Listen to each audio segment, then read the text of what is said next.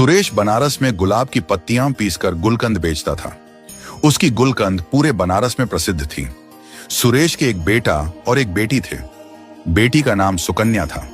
सुकन्या न केवल पढ़ाई में अच्छी थी, बल्कि वह अपने पिता के गुलकंद बनाने के काम में भी पूरी मदद करती थी। गुलकंद बनाने में वह उतनी ही माहिर थी जितना उसका पिता।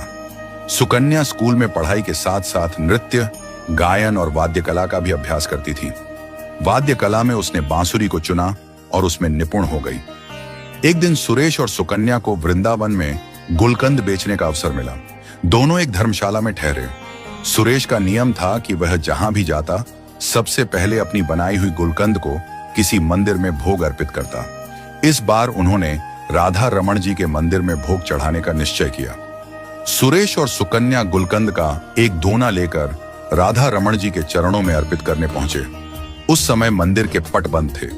सुकन्या ने मंदिर प्रांगण में बैठकर बांसुरी बजाना शुरू कर दिया। जैसे ही बांसुरी की मधुर धुन बजी, मंदिर का वातावरण सुरमय हो गया। जब मंदिर के पट खुले, गोसाई जी ने देखा कि राधा रमण जी के मुख पर विशेष प्रसन्नता है।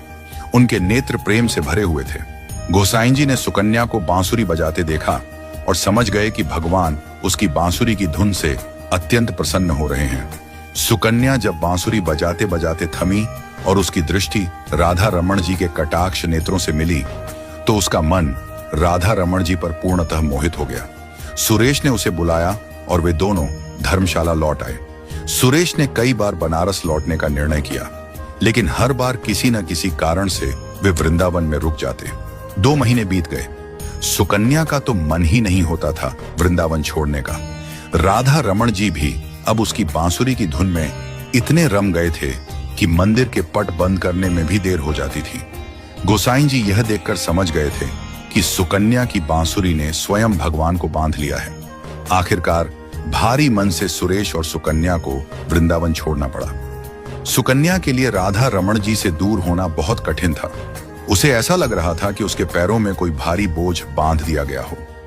बनारस लौटने के बाद भी सुकन्या का मन वहां नहीं लग रहा था। उसका हृदय वृंदावन में राधा रमण जी के चरणों में अटका हुआ था। धीरे धीरे उसकी तबीयत बिगड़ने लगी। एक दिन वह अपनी मां के साथ रसोई में थी, तभी उसे चक्कर आ गया और वह बेहोश हो गई। डॉक्टरों ने जांच की तो पता चला कि उसके हृदय में छेद था। डॉक्टरों ने कह दिया कि अब उसकी उम्र ज्यादा नहीं है।